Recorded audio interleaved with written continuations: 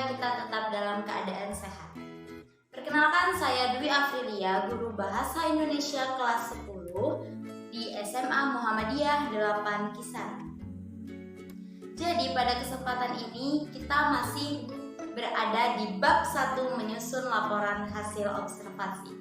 Tapi kita sudah memasuki materi kedua, yaitu merevisi isi teks laporan hasil observasi.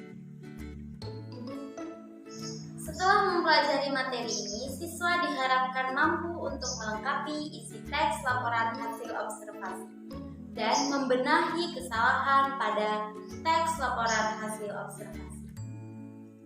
Sebelum memulai, saya mau bertanya, apakah kalian tahu apa itu revisi? Nah, sekarang apa sih revisi itu? Jadi, revisi adalah peninjauan atau perbaikan atau periksa kembali suatu objek yang akan diamati, yang biasanya bersifat fiksi atau non-fiksi. Sedangkan merevisi adalah kata kerjanya, yaitu memperbaharui atau memperbaiki. Ada 3 struktur laporan hasil. Yang pertama adalah pernyataan umum atau klasifikasi, yang kedua adalah deskripsi bagian, dan yang ketiga adalah deskripsi manfaat. Yang pertama adalah pernyataan umum atau klasifikasi. Pernyataan umum berisi tentang pendahuluan atau pembuka dari hal yang akan disampaikan, yang biasanya disajikan dengan kalimat definisi. Kalimat definisi biasanya menggunakan konjungsi. Konjungsi adalah, ialah, merupakan, yaitu, dan yakni. Deskripsi bagian itu menjelaskan secara detail mengenai bagian-bagian dari objek yang diamati, yang biasanya menyajikan warna, bentuk, rasa, ukuran, dan objek yang dapat ditangkap oleh panca indera.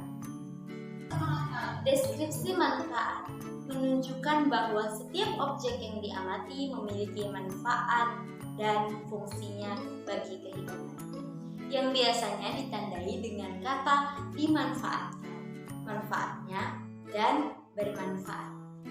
Nah, sekarang saya akan kasih contoh tentang 3 struktur tersebut. Saya mengacu pada buku Bahasa Indonesia kelas 10. Berada pada di halaman 9, telah dipaparkan teks wayang. Saya akan bacakan. Wayang adalah seni pertunjukan yang telah ditetapkan sebagai warisan budaya asli Indonesia.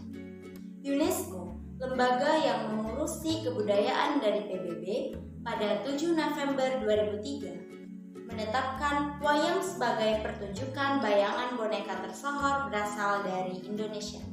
Wayang merupakan warisan mahakarya dunia yang tidak ternilai dalam seni bertutur. Pada paragraf pertama ini menunjukkan definisi dari wayang dan hal umum mengenai UNESCO. Jadi dikatakan bahwa paragraf pertama pada teks wayang disebut sebagai pernyataan umum dan klasifikasi. Selanjutnya paragraf kedua. Para wali songo, penyebar agama Islam di Jawa, sudah membagi wayang menjadi 3. Wayang kulit di timur, wayang wong atau wayang orang di Jawa Tengah, dan wayang golek atau wayang boneka di Jawa Barat. Penjenisan tersebut disesuaikan dengan penggunaan bahan wayang. Wayang kulit dibuat dari kulit hewan ternak, misalnya kulit kerbau, sapi, atau kambing. Wayang wong berarti wayang yang ditampilkan atau diperankan oleh orang. Wayang golek adalah wayang yang menggunakan boneka kayu sebagai pemeran tokoh. Selanjutnya, untuk mempertahankan budaya wayang agar tetap dicintai, seniman mengembangkan wayang dengan bahan-bahan lain, antara lain wayang suket dan wayang motekan.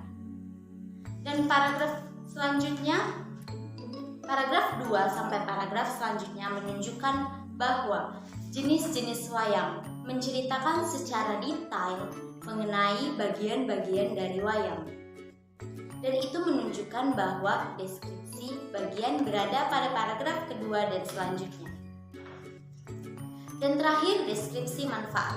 Ditutup dengan deskripsi manfaat, paragraf terakhir. Semua jenis wayang di atas merupakan wujud ekspresi kebudayaan yang dapat dimanfaatkan dalam berbagai kehidupan, antara lain sebagai media pendidikan, media informasi, dan media hiburan. Wayang bermanfaat sebagai media pendidikan karena isinya banyak memberikan ajaran kehidupan kepada manusia. Pada era modern ini, wayang juga banyak digunakan sebagai media informasi. Di antara lain, dapat kita lihat pada pegelaran wayang yang disisipi informasi tentang program pembangunan seperti keluarga berencana atau KB, pemilihan umum, dan sebagainya. Yang terakhir, meski semakin jarang, wayang masih tetap menjadi media hiburan. Nah, ditutup dengan deskripsi manfaat, kita sama-sama telah mendengarkan bahwa paragraf terakhir telah menjelaskan deskripsi manfaat dari wayang tersebut. Nah, dalam laporan hasil observasi, pastinya tidak lengkap strukturnya. Dengan merevisinya, kita harus menggunakan 3 struktur ini. Kita mengacu pada 3 struktur ini. Apa aja? Yang pertama, pernyataan umum atau klasifikasi. Yang kedua, deskripsi bagian. Dan yang ketiga, deskripsi manfaat. Sekian untuk pemaparan saya pada kali ini. Jika ada kata-kata saya yang salah, mohon dimaafkan. Dan jika ada yang mau bertanya mengenai materi ini, silahkan hubungi saya secara pribadi atau di grup Bahasa Indonesia kita. Demikian, Assalamualaikum warahmatullahi wabarakatuh.